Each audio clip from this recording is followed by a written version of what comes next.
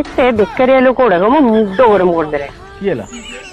Bishnupur bank କୁ ଯାଇଲି ନା ପଇସା ଆଣତେ। ହଁ ପଇସା ବହି ଦେଖିଲା ବେଳକୁ ମତେ କହୁଛନ୍ତି ଭାଉଜ ତୁମ ବହିରେ ପଇସା ନାହିଁ। ମୁଁ ମତେ ଦେଇଦିଅ ମୁଁ ଏଇଟା ପଇସା ଉଠେଇଲେ ତୁମେ ରଖିଦବ। ସେ ସମସ୍ତେ ବସିକି ଗୋଟେ ଗୋଟେ ଟିଭି ଦେଖୁଛନ୍ତି ମତେ କହୁଛନ୍ତି ମ୍ୟାନେଜର ପାଖକୁ ଚାଲ। ମ୍ୟାନେଜର କଣ କହିଲା? ମ୍ୟାନେଜର ପାଖରେ ଆହୁରି ଗୋଟେ ବଡ ଟିଭିଟେ ଲାଗିଛି ସେ ମତେ କହୁଛି ପଇସା ଦେଇ ହବନି। ସେ ଯାହା ହଉ ସେ କିଛି ତାଙ୍କ ଘରୁ ଦଉଛନ୍ତି ନା।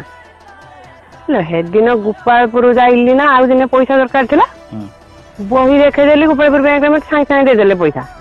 ପଇସା ଥିଲା ସେଥର ଏଠି ବିଷ୍ଣୁପୁର ବ୍ୟାଙ୍କରେ ଚୋର ଗୁଡାକ ଖାଲି ଟିଭି ଦେଖୁଛନ୍ତି କିଛି କାମ କରୁନାହାନ୍ତି ଘରକୁ ଗଲା ବେଳକୁ ମେଞ୍ଚେ ମେଞ୍ଚେ ପଇସା ନେଇକି ପଳେଇ ଯାଉଛନ୍ତି ଆଣିକି ଘର କରୁଛନ୍ତି। ସେଠି କିଏ ଦେଖିବ ସେ ତ ବ୍ୟାଙ୍କକୁ ଗଲେ ସେଠି ବସିକି ଟିଭି ଦେଖିଲେ ଟିଭି ଦେଖା ସରିଲା ସନ୍ଧ୍ୟାବେଳେ ପକେଟରେ ମେଞ୍ଚେ ମେଞ୍ଚେ ପଇସା ଧରିକି ଆସିଲେ ଘରେ ମାଇକି ନେଙ୍କୁ ଦେଲେ। ମତେ ମ୍ୟାନେଜର କଣ କହୁଛନ୍ତି ନା ତୋ ପଇସା ନାହିଁ ତୁ ରଖିଲୁ ନା ସେମାନେ କିଛି ତାଙ୍କ ହାତରୁ ଦଉଛି ନା ମୋର ଦରକାର ପଡିଲେ ମୁଁ ମାଗିଲି ମତେ ଦବ।